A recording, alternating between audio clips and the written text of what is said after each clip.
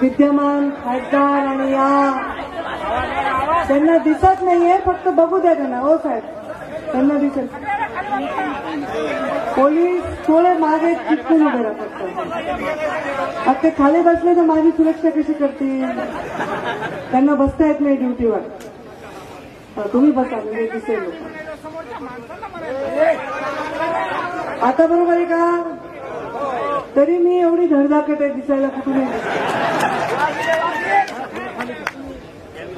आपले विद्यमान खासदार आणि महायुतीचे उमेदवार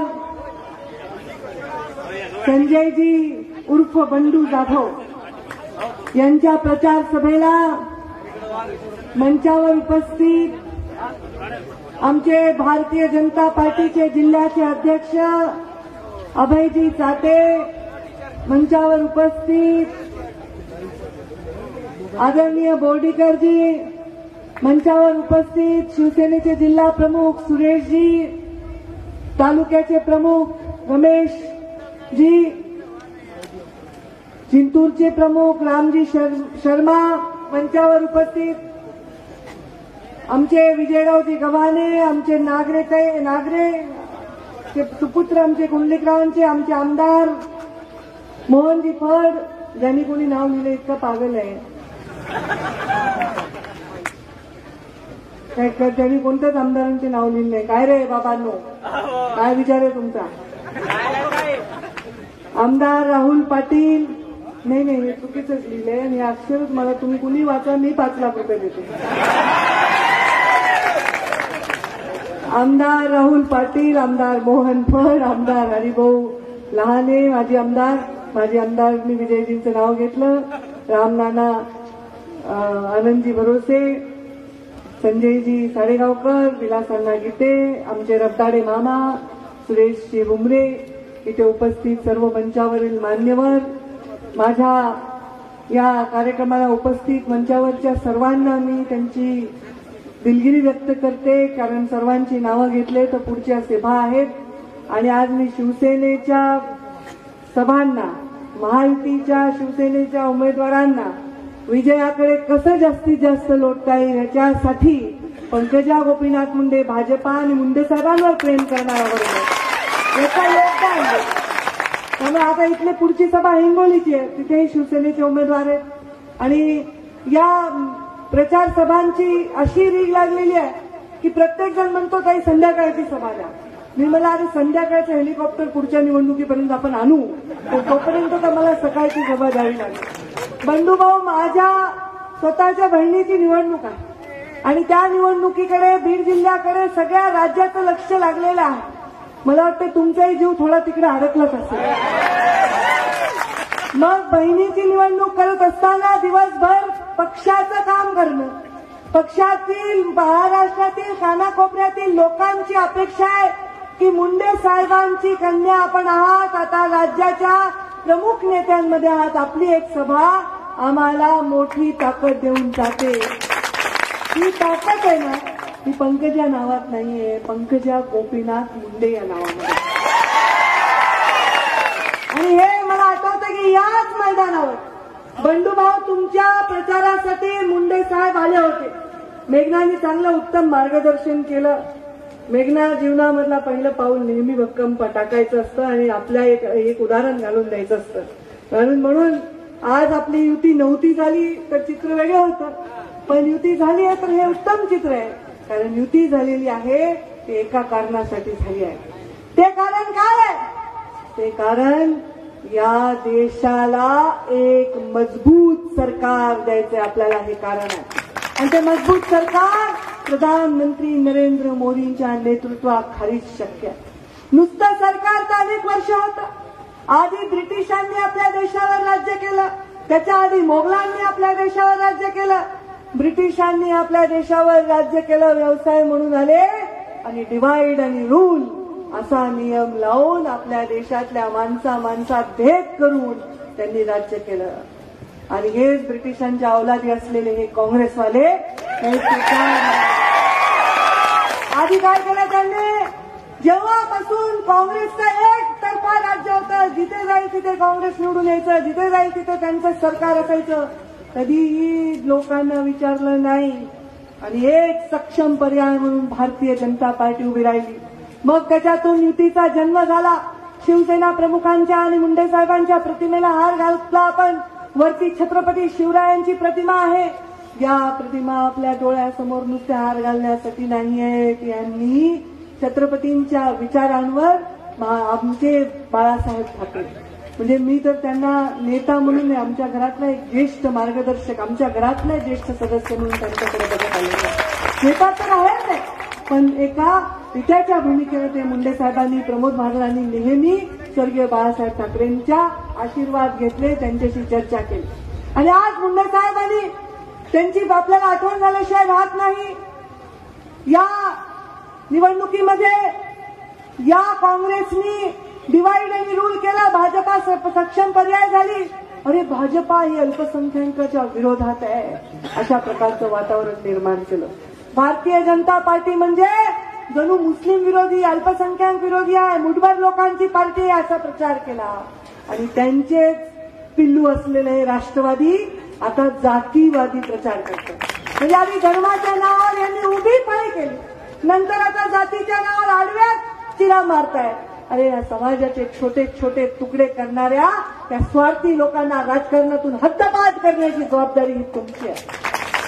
10 किलोमीटरला यांचं भाषण बदलतं, यांचा उमेदवार वेगळा, यांचं भाषण वेगळं, यांची भूमिका वेगळी. बीडला येऊन जातीवाद करायचा, इथं येऊन धर्मवाद करायचा, आणखी पुढे जाऊन आणखी काय करायचं. 10 किलोमीटरला तुमची भूमिका बदलत असेल तर या देशाच्या लोकांनी तुमच्यावर विश्वास का म्हणून ठेवायचा. आपल्या ताजमहल हॉटेलमध्ये हल्ला झाला होता, आतंकवादी कसाबला पकडलं, बरोबर आहे.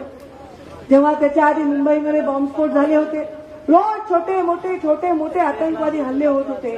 आपल्या लोकांवर झालेल्या, आपल्या सैन्यावर झालेल्या भ्याड हल्ल्याचं उत्तर म्हणून प्रधानमंत्री नरेंद्र मोदींनी सैन्याच्या वर विश्वास टाकून त्यांना ताकद देऊन सर्जिकल स्ट्राईक केला. त्यांच्या पायाखालची जमीन करत. हे लोक सांगतात आम्हाला त्याचं प्रूफ द्या, आम्हाला त्याचा पुरावा द्या. ह्यांना पण एखाद्या बॉम्बला बांधून तिकडे पाठवायला पाहिजे. ह्यांना पुरावा कसा द्यायचा? तुमचा एवढा आपला अविश्वास आहे. अरे राजकारणाच्या जागी, निवडणुकाच्या जागी आहे. त्या देशाचा मुख्य प्रधानमंत्री आहे. त्या देशाच्या सैन्याला त्यांचं कर्तव्य आहे की आपल्या देशाचं संरक्षण करावं. आणि आपल्या देशातल्या भांडणात पक्षाच्या मी समजू शकते, तुम्ही आरोप करता, प्रत्यारोप करता, पण जेव्हा राष्ट्रवादाचा विषय येतो तेव्हा तुम्ही पुरावे मागता. लाज वाटली पाहिजे या लोकांना, लाज वाटली पाहिजे. अरे तुम्ही कसले पुरावे मागता? राष्ट्रवादाची जागा धर्मवाद आणि जातीवादाने घेतली आहे. याला कारण काँग्रेस आणि त्यांचे बगलबच्चे राष्ट्रवादी लोक आहेत. नाव आहे राष्ट्रवादी, पण राष्ट्राचा नुसतं वादी आहे. ते वादी प्रत्येक घरामध्ये त्यांचं नाव घरभेदी पार्टी पाहिजे, घरफोडी पार्टी पाहिजे. प्रत्येक घरामध्ये भांडण लावून दिले, प्रत्येक घरामध्ये आग लावून दिली. आमचं तर जगासमोर उदाहरणच आहे. पण एक माणूस यांच्या हातातून चाललाय, एक माणूस. मोहिते पाटील आयुष्यभर त्यांनी सेवा केली, त्यांना दुरावले. आणि आता ज्या राधाकृष्ण विखे पाटलांच्या मुलाला तिकीट दिलं नाही, ज्यांना भारतीय जनता पार्टीला पाठिंबा देऊन राष्ट्रवादी भारतीय जनता पार्टीने नगरपालिका स्थापन केली, त्यांना परत घेऊन त्यांना परत राष्ट्रवादीचं तिकीट दिलं. म्हणजे मोठं कुणीच व्हायचं नाही आमच्या घरातले लेकर सोडून, असा राष्ट्रवादीचा नारा. जे आहे ते आम्हालाच मिळालं पाहिजे. दुसऱ्याचे पोरं मोठे नाही घ्यायचे, आम्ही दुसऱ्याचे लाड. उद्धवजींनी फार चांगलं उत्तर दिलं. आम्ही दुसऱ्याची मुलं धुणी भांडी करायला ठेवत नाही, आम्ही दुसऱ्याच्या मुलांचे सुद्धा लाड करतो. हे चांगलं उत्तर त्यांनी. पण दुसऱ्या एखाद्या तुमच्या परिवारात जन्म नाही घेतला तर त्या माणसाने आयुष्यावर भांडच घासायचे. तुम्ही म्हणताल परिवारावर बोलायलाच काही. अरे मी परिवारावर बोलायले कारण मी माझ्या वडिलांच्या पावलावर पाऊल ठेवून राजकारण करायले. आणि माझ्या वडिलांचं राजकारण हे खुर्चीला फेविकॉल लावून चिटकण्यासाठी नाही आहे, हे वंचितांची सेवा करण्यासाठी आणि पीडितांची सेवा करण्यासाठी. तुम्ही प्रधानमंत्री नरेंद्र मोदीला पुरावे मागता की काय केलं तुम्ही सर्जिकल स्ट्राईक मध्ये? तुम्ही द्या पुरावे. काँग्रेसला मला आव्हान आहे, तुम्ही पुरावे द्या. तुम्ही जेव्हापासून ब्रिटिशांचं राज्य केलंय, तुमच्या परिवाराने राज्य केलंय या देशाच्या राजकारणावर, तुम्ही पुरावे द्या की काँग्रेसचा हात गरीबी के साथ है. काँग्रेसचा हात गरीबों के साथ ही घोषणा तुम्ही दिली. काँग्रेसचा हात गरिबांच्या बरोबर असता तर प्रधानमंत्री नरेंद्र मोदी यांनी आल्यानंतर तुम्हाला शौचालय बांधून दिले, तुम्हाला घरं बांधून दिले, तुमच्या माऊलीला चुली पडून उठून गॅस पुढे बसवलं. यांनी का नाही केलं हे सगळं? त्यांना पण पुरावे द्यावे लागतील. त्यांना लोक विचारतील की तुम्ही आमच्या देशामध्ये एवढे वर्ष राज्य केलं, तुम्ही काय केलं? अरे मोदीजींना फक्त एक टर्म मिळाली, एक टर्म. अजून एक टर्म मोदीजींना मिळाली तर या देशाचं चित्र असं बदलणार आहे की हा देश हा महासत्ता बनणार आहे, महासत्ता. आपल्या प्रधानमंत्र्याला आधी कोणी विचारत होतं का? आपले प्रधानमंत्री बिचारे दुसऱ्या राज्यात देशात जायचे, कुठेतरी तिसऱ्या चौथ्या रांगेत बसायचे, त्यांना घ्यायला कोण जायचं? पण आपल्या प्रधानमंत्र्याला आता देशाच्या बाहेर गेले तर प्रधानमंत्र्याला लाल कार्पेट घेऊन अमेरिकेचा राष्ट्राध्यक्ष सुद्धा घ्यायला जातो. आपल्याला इथं भूषण वाटतं ना बसल्यावर. आणि आपण काय जाणार? देशाच्या प्रधानमंत्र्याचं पहिलं कर्तव्य आहे आपल्या देशाची इज्जत जगामध्ये वाढवणं, आहे की नाही? काय प्रधानमंत्र्यांनी ग्रामपंचायतची निवडणूक लढायची? प्रधानमंत्र्याचं काम काय? प्रधानमंत्र्याचं काम आहे देशाची जगामध्ये इज्जत वाढवणं.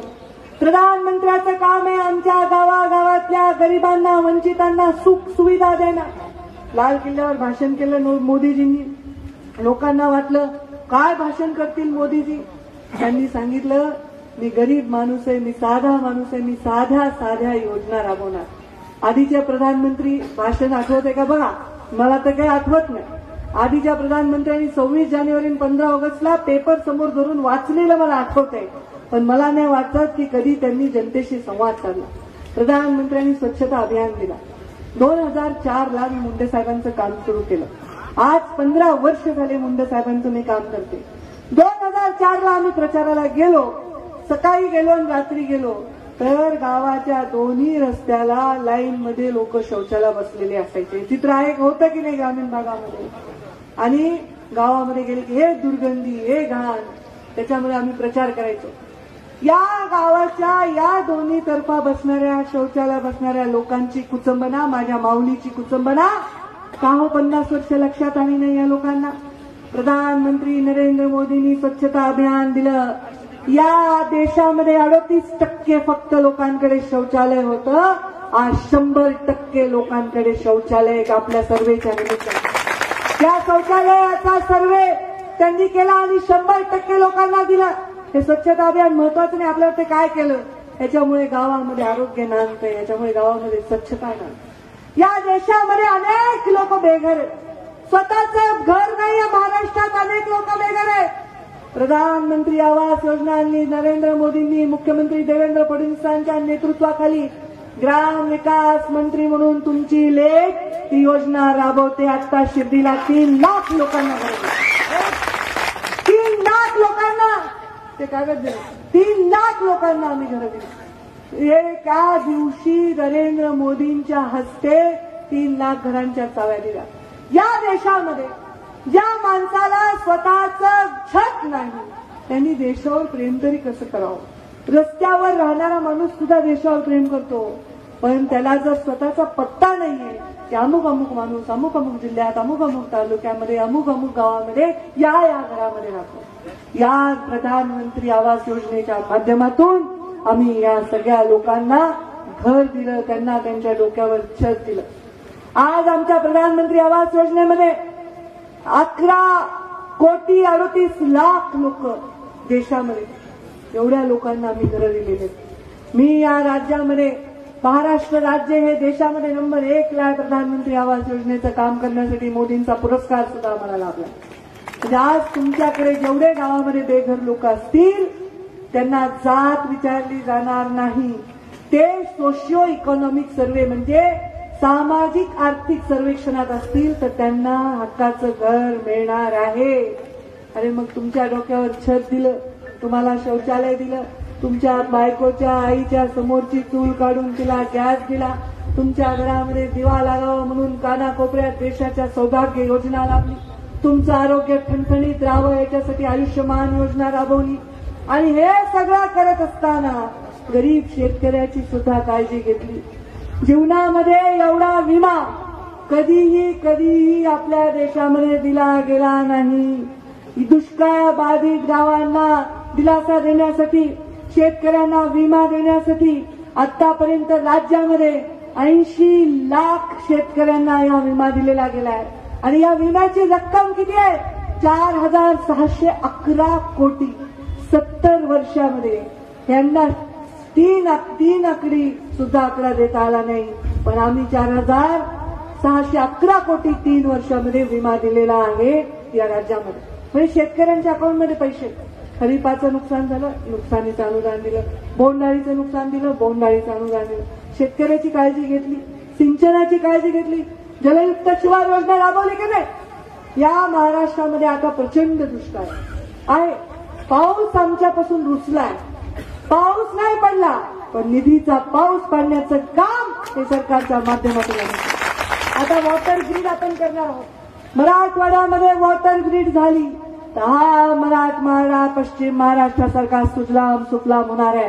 36,000 कोटी रुपयाचं बजेट आहे वॉटर ग्रीडचं, 36,000 कोटी रुपयाचं। आता हेलिकॉप्टरमधून मी गेले, हेलिकॉप्टरमधून गेल्यावर खाली बघितल्यावर माझ्या लक्षात आलं की आपण मराठवाड्यात आहे।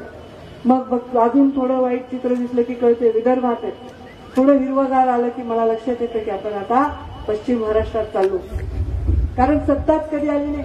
आमच्याकडचे आमदार झाले, खासदार झाले, आमच्या भागाला सत्ता नाही आली, आणि ज्याच्या हातात सत्ता गेली तो फक्त भोगी झाला। त्यांनी आमच्या ज्या लोकांची काळजी घेतली नाही म्हणून ही परिस्थिती झाली।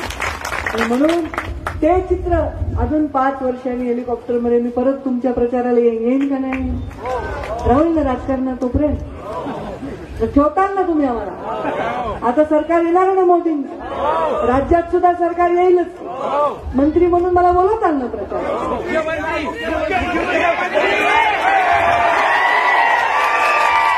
प्रचाराला मी आले तर हेलिकॉप्टर मधून हिरवागार मला परभणी जिल्हा दिसणार, मराठवाडा जिल्हा दिसणार। म्हणजे आम्ही पाणी देणार, सिंचन देणार, आम्ही पोषण देणार, आम्ही शाळा देणार, आम्ही शिक्षण देणार, बेटी बचाओ बेटी पढाओ राबवणार, या सगळ्या गोष्टींची काळजी घेणार। का बरं? अरे आमचा प्रधानमंत्री कोणत्या प्रधानमंत्र्याच्या पोटी जन्मला नाही हो, गरीब बाईच्या पोटी जन्मला आहे, गरीब आईच्या। चुली समोर बसून स्वयंपाक करत होती आई, चुली समोर बसून। प्रधानमंत्री नरेंद्र मोदीच्या आई चुली समोर बसून स्वयंपाक करत होती आणि वडील रेल्वे स्टेशनवर चहा विकत होते। अरे इथे बसणाऱ्या चहा विकणाऱ्या माणसाला स्वप्नात तर प्रधानमंत्री होता येईल नरेंद्र मोदीला बघून, त्याचा किती मोठा फायदा, त्याला किती अभिमान वाटतो। याद आहे ते चुली समोर बसणाऱ्या प्रत्येक मौलीला वाटतं की माझ्या मुलाला सुद्धा प्रधानमंत्री होता येईल, माझा मुलगा सुद्धा मोठा होईल। अरे गरिबांना काँग्रेसचा हात गरिबी के साथ या नुसत्या घोषणा देऊन जमत नाही। राष्ट्रवादीला मला जातीपातीचं राजकारण करून जमत नाही, मातीचं राजकारण करावं लागतं। मातीचं, या मातीत तुम्ही जन्म घेतलाय, या मातीतल्या जन्म घेतलेल्या लोकांचा विकास सोडून यांना मातीत घालण्याचं काम केलं तुम्ही। पैसे खाल्ले, सिंचन घोटाळे केले, विकास सोडून बाकीच्या कुठल्याही गोष्टी तुम्ही दुर्लक्षित केल्या, फक्त स्वतःचे घरं हे करण्याचं काम केलं। आता मला काय तरी बाबा ऐकलं मी बंधुभाऊच्या भाषणात, तक्रार आमदार।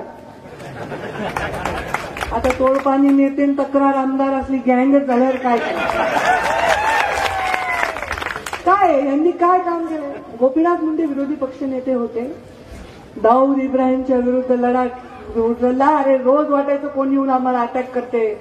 मुंडे साहेबांनी स्वतःच्या जीवाची पर्वा नाही केली, बॉम्बस्फोट झाले होते मुंबईमध्ये, आणि मुंडे साहेबांनी स्वतःच्या जीवाची पर्वा न करता राजकारणातलं गुन्हेगारी कारण समूळ नष्ट करण्याचं काम केलं। आणि यांनी काय केलं?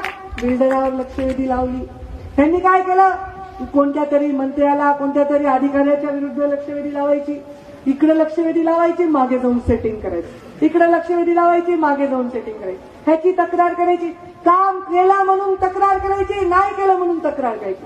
टेंडरनी काम केलं म्हणायचं, एकीकडे दुसऱ्या कामात म्हणायचं टेंडरनी का केलं, नुसतं कागद दिला की सुरू झाले यांचं काय काम आहे? मुंडे साहेबांनी जीवनामध्ये सामान्य माणसासाठी लढा दिला। हे मुंडे साहेबांचा वारसा होऊ शकते तोडपाणी करणारे लोक?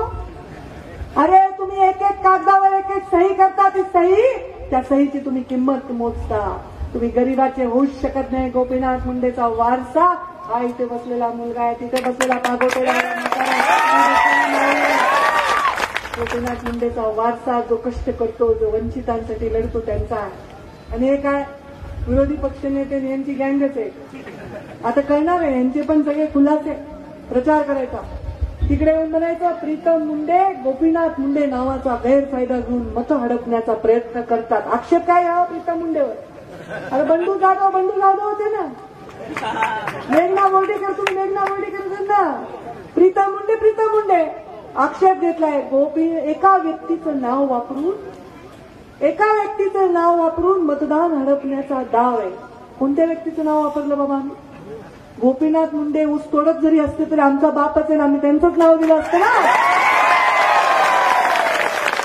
तुम्हाला काय एवढी भीती वाटते? तुमच्या पोटात एवढं का दुखतं?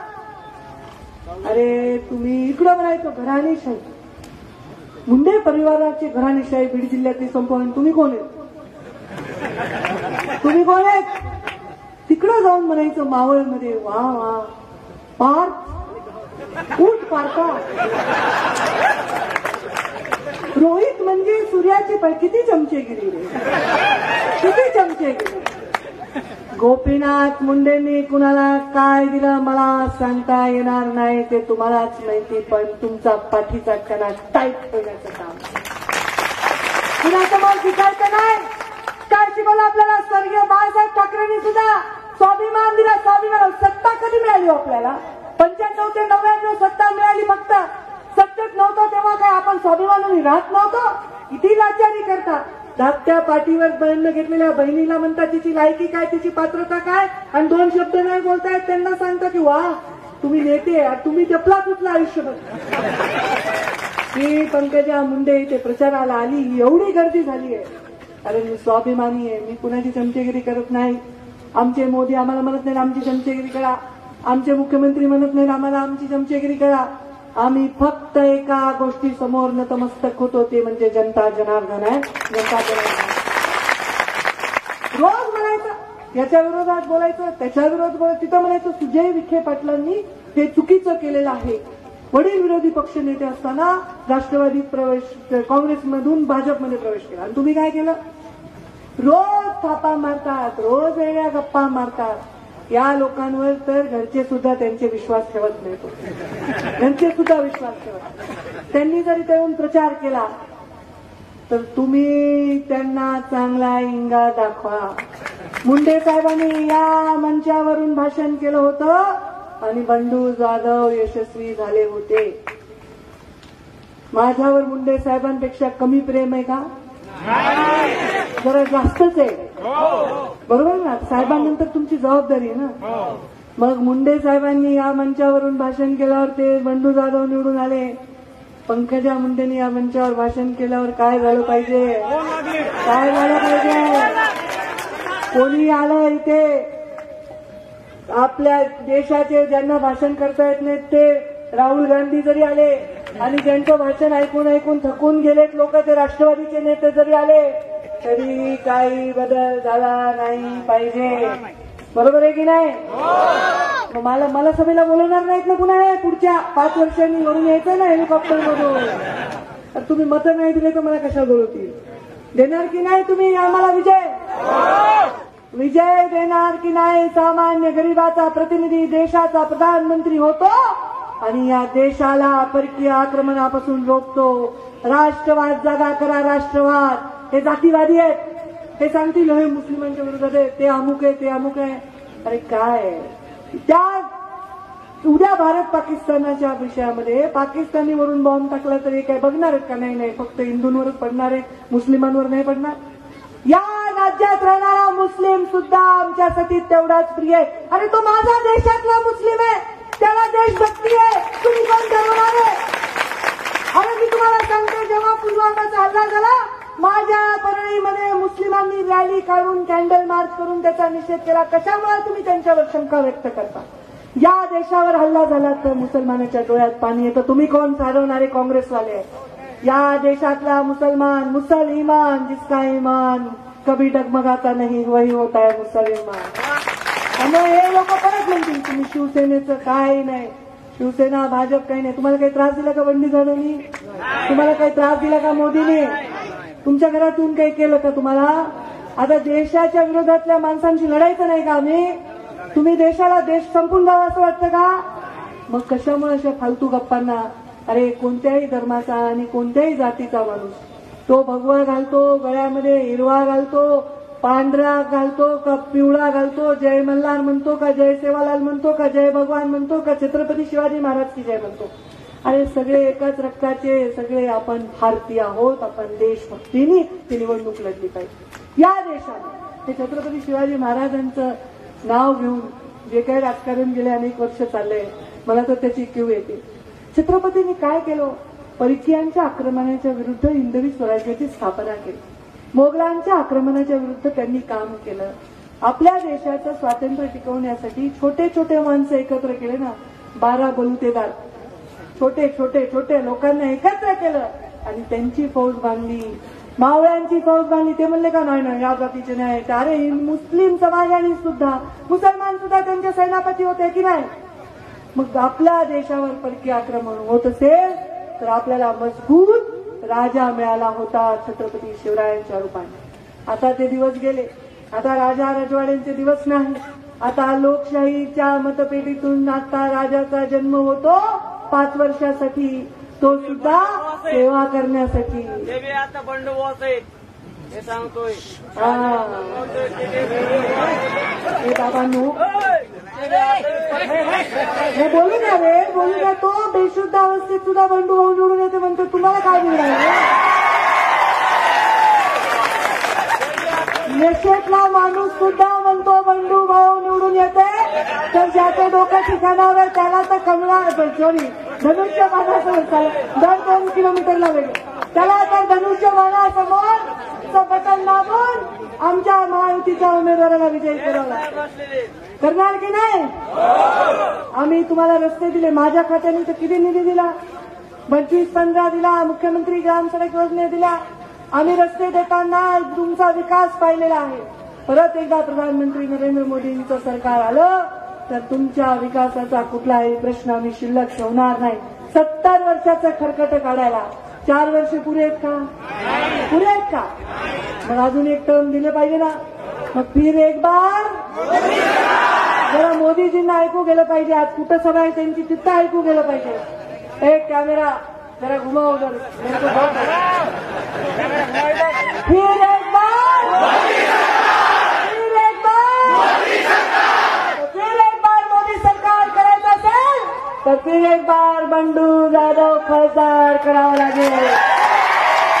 आणि मुंडेंची सभा फेल जाता कामा नये. हे सक्त कर्तव्य तुमचं आहे. तुमच्याकडे जबाबदारी देऊन जाते.